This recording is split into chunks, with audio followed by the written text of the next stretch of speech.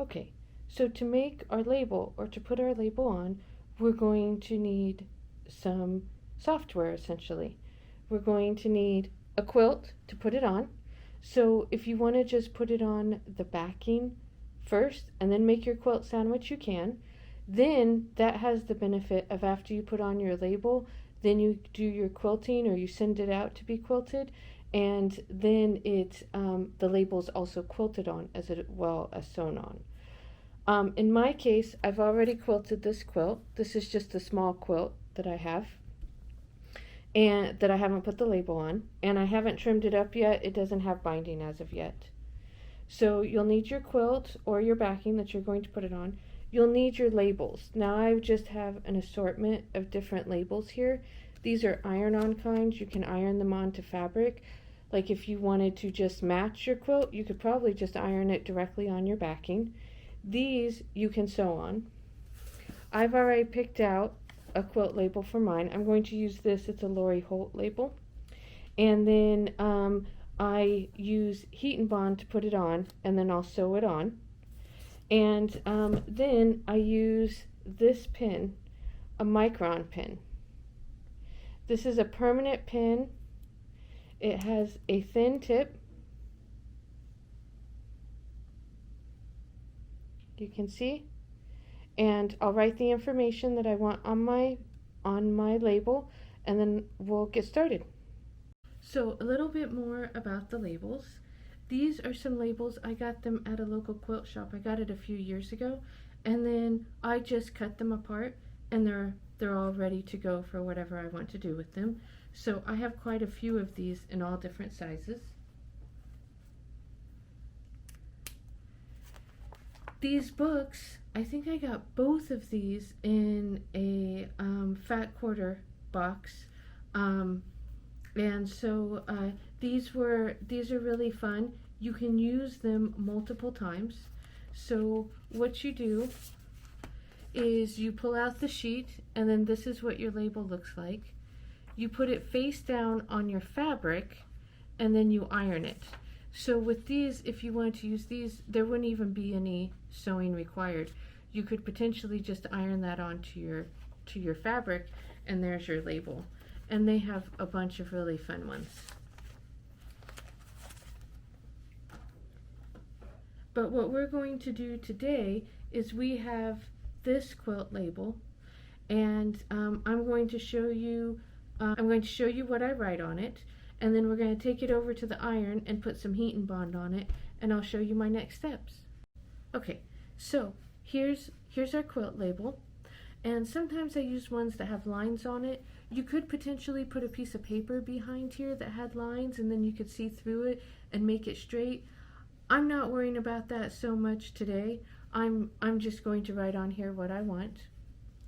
What I like to put on my label is I like to put on there my name, the date that I finished the quilt, or as close to as I can, and at least the month and the year, and then where I lived, because I tend to move around quite a bit. My husband's retired military, so we've lived multiple places, and it's always kind of fun to see it. If you are giving it to a specific person, you can put that person's name on it. That would very much be personalized. I usually don't do that, but it's totally a great thing to do. You could also embroider the letters on here if you wanted to, if you really like embroidery. I'm not going to do that. I feel like I'm not as good as embroidery as I am on writing. So I'm just going to write it on here, and to not disclose a lot of my personal information, I'm just going to put my first name. But I usually put my first and last name, and I put the town and the city that I live in and the date. And I kind of run over the letters a little bit to make sure that they're dark. And when we go over to the iron, I will give it a good press on the front. And you kind of have to hold the fabric a little bit, it kind of pulls. And then I'm going to put the town I live in.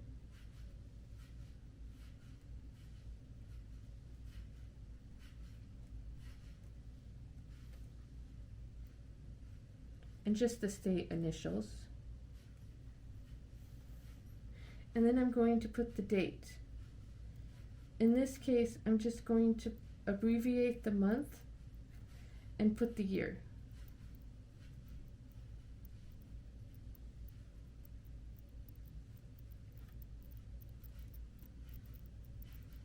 And I put the full year,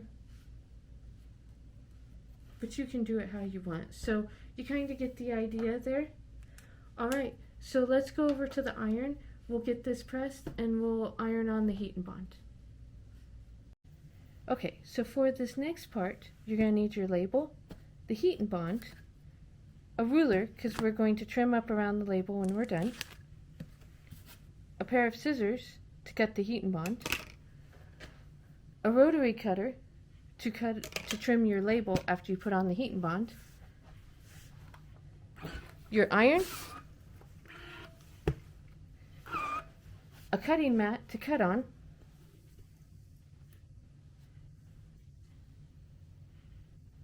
and an ironing surface. So let's get started. So first what I'm going to do, since I have mine on a roll here, I'm just going to cut an estimation of what my heat and bond needs to be. I like to cut my heat and bond just a little bit smaller than the label.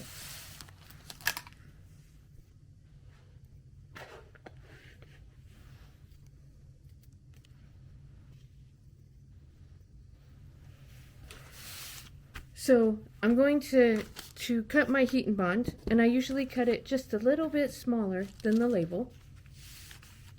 And this, it doesn't have to be exact right now. We're just going to cut it with scissors.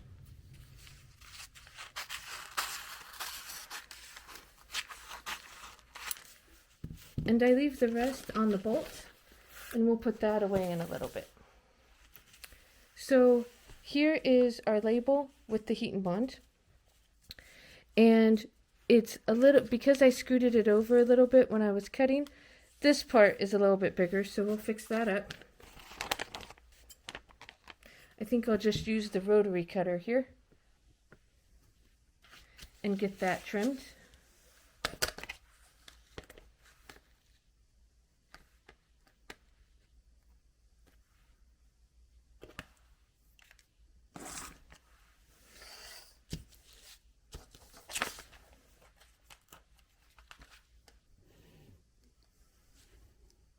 But my point here is it doesn't have to be super accurate. Because in the end, this just gives us another layer of protection.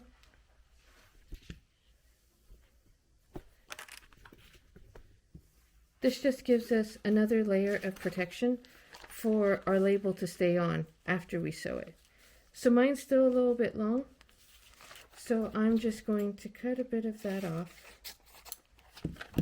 Okay, so now we have that right here, and we'll give that a press.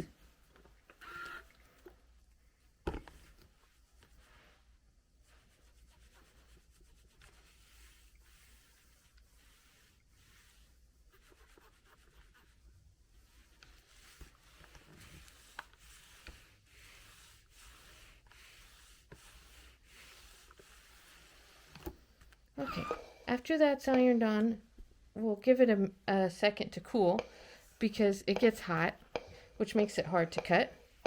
And then we'll go back over to my cutting and we'll get it all cut and trimmed.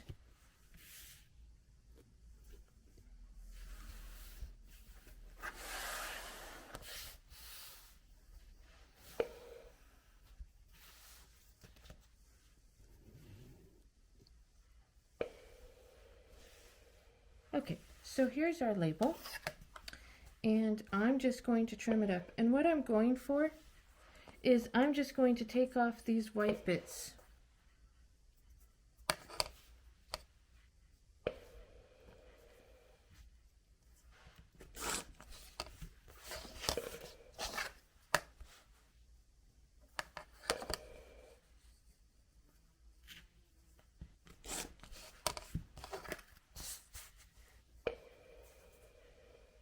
And I'll do this all the way around and then I'll be right back. I have my label.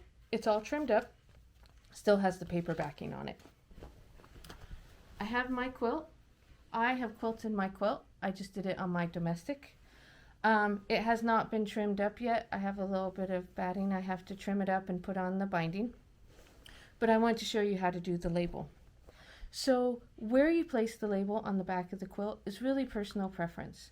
Some people like to put them right in the middle. Some people like to put them in the corner. Some even like to put it in the corner and have the binding help hold on the label. I like to put mine in the corner, but not that close to the binding. And so I'll show you how I do it. So here's the back of my quilt. You can see it's not very big. It's about baby size. And I'm going to just pick a corner to put my label. I picked the lower right hand corner right here. Because I haven't put my binding on and I still have that little bit of edge here, I don't want to put it right up against the edge, so I'm going to center it a little bit. I'm going to take off the paper backing. And so now you can see the shininess to it. That's the glue.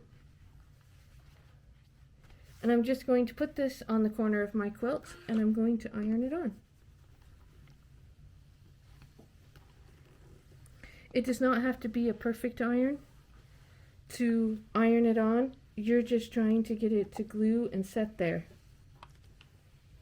So when you go around the edges to sew it, that the glue helps hold it on. And it also makes it kind of firm feeling on the quilt, and I really like that. So here's my label. I feel like the heat sets in the ink. So now we're going to take this over to the sewing machine and sew it on. Okay, so I had the wrong foot on my machine, and so I switched it out to this wider foot, and I'm going to show you the stitch that I use. So right here, we're going to choose the little icon that looks like a quilt, and I'm going to choose 1309. Now, you can choose which way you want it to face. You can change the direction to go either way. I like it this way, so we're just going to leave it like that. I do like it to be a little bit wider so it can really hold on to that label. So that's what I choose. But like I said, you can also use a zigzag, and I have done that for a very long time. Okay, let's get to sewing. Okay, so now we have our machine set up. We have our quilt. We're going to sew it on. And essentially, all we're going to do, let me make sure it's right side up for you. All we're going to do is just go around the edge with our zigzag stitch or our applique stitch. And that will hold it on. So I will do that real quick. Okay, we're getting this sewn on. I'm just going to sew all the way around. I'm going to do that and come back and show you what it looks like. So mine's all done. I think the green of her dress matches the backing really well. Of course, that's a Lori Holt fabric that's the backing and a Lori Holt label, but I still really like it. My stitches are small, and even though my thread is white, it doesn't show up very much on the back of the quilt. On the front of the quilt, you can see those stitching lines. I know that will bother some people. That doesn't bother me. This label's really firm. You can really tell where it is, and I like that. I want the label to be on there solidly. I want my quilts to be noted that I made them, but that's completely a personal preference. I know that if you don't like how the lines show on the front when you sew on the label, you could use bobbin thread that matches this top when you're sewing on, because it's your bobbin thread that's going to be on the front. So that's a possibility. You could use those iron-on quilt labels and iron them directly to the fabric itself. That would work as well. That might be fun. If you haven't quilted the backing on the quilt yet, and you were using an iron-on, you could potentially use fabric markers and like color it in and make it super pretty. That's totally a possibility. Kimberly Jolly at Fat Quarter Shop, she sews in her labels. When she does any kind of backing, she makes hers a pieced backing, so that when she cuts it in such a way that the label's in the middle. That's totally possible too. That's just not, this is how I've always done it, and I really like it this way. I hope this helps you, and I hope you enjoyed this video. Thank you so much for watching. Bye bye now.